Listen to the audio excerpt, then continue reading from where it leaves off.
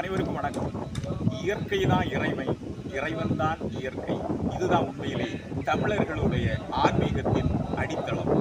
கர்நாடக மாநிலத்தில் உள்ள நந்திமலையில் உருவாகி ஆந்திர பிரதேசம் வழியாக ஓடி வங்காள விரிகுடாலில் கடக்கக்கூடிய பெண்ணாறு என்ற ஒரு அருமையான நதியின் ஓரத்தில் அமைந்திருக்கக்கூடிய ஸ்ரீ தல்பகிரி ரங்கநாத சுவாமி ஆலயத்தில் தான் நாம் இருக்கிறோம்.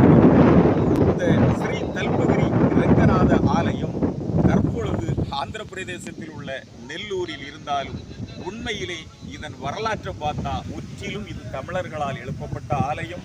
தல்பகிரி அப்படி சொன்னா சாய்ந்த மலை அப்படி பொருள். அதாவது புராணத்தில் நீங்க பார்த்தீங்கன்னா திருமாலும் திருமகளும் பூலோகத்திற்கு நாங்கள் செல்றோம், ஆகவே ஆதிசேடனே, நாகவடிவில் பார்க்கடலில் எங்களை சுமந்து கொண்டிருக்கக்கூடிய ஆதிசேடனே, நீ மலை ரூபத்தில் நெல்லூருக்கு வந்துவிடு என்று திருமால் ஆதிசேஷனிடம் சொல்வதாக புராணம். இந்த தல்பகிரி ஆலயத்தில் இறைவன் நம்முடைய திருவரங்கத்தில் எப்படி அனந்த சயன நிலையில் இருக்கின்றாரோ, திருவனந்தபுரத்தில் எப்படி அனந்த சயன நிலையில் இருக்கின்றாரோ, அதை போல இந்த தல்பகிரி ஆலயத்திலும் அனந்த சயன நிலையில் தான் நம்முடைய திருமால் பள்ளி கொண்டிருக்கின்றார். தல்பகிரி ஸ்ரீ ரங்கநாதர் ஆலயம் பல்லவர்களால் 7ஆம் நூற்றாண்டில் கட்டப்பட்டது அப்படி சொல்லப்படுது வரலாற்று ஆராய்ச்சியாளர்களால்.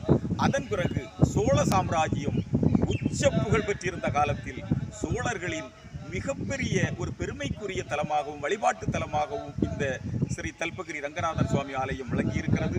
அதைத் தொடர்ந்து சோழ சாம்ராஜ்யம் சிற்றரசுகளாக குறுகிய பிறகு இந்த பகுதியை நெல்லூர் சோழர்கள் என்ற தமிழர்கள் தான் ஆட்சி செய்திருக்கிறார்கள்.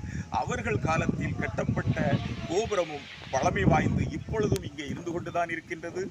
இந்த ஆலயத்தின் மண்டப சுவர்களில் பல நூற்றுக்கணக்கான கல்வெட்டுகள் தமிழ் மொழியிலேயே இருக்கின்றன என்பது இதன் சிறப்பு. ஆனாலும் ஒரு கவலைக்குரிய விஷயம் என்னவென்றால் இந்த கல்வெட்டுகளை யாருமே கண்டுகொள்வதில்லை. அது சிதிலமடைந்திருக்கின்றன. சில இடங்களில் அதில் சாந்து பூசி அழிக்கப்பட்டிருக்கிறது, மறைக்கப்பட்டிருக்கின்றது. குறிப்பா உள்புற மண்டபத்தின் சுவர்களில் இருக்கக்கூடிய தமிழ் கல்வெட்டுகள், அதாவது நூற்றுக்கணக்கான கல்வெட்டுகள் இருக்கின்றன. அத்தனை கல்வெட்டுகளுமே வண்ணம் பூசி மறைக்கப்பட்டுள்ளன. இவை வண்ணம் அப்புறப்படுத்தப்பட்டு அத்தனை கல்வெட்டுகளுமே எண்ணெய் பூசப்பட்ட கல்வெட்டுகளாக ஜொலிக்கக்கூடிய நிலைக்கு மாற வேண்டும். நம்முடைய அரசுகள் முழு முயற்சி எடுத்து அத்தனை கல்வெட்டுகளிலும் என்னதான் எழுதப்பட்டிருக்கின்றன, இதன் உண்மையான வரலாறு என்ன என்று உலக மக்களுக்கு தெரியப்படுத்த வேண்டியது ஒரு இன்றியமையாத கடமை.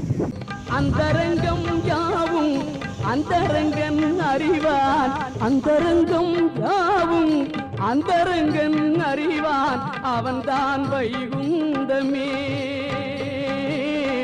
அவன்தான் வைகுந்தமே.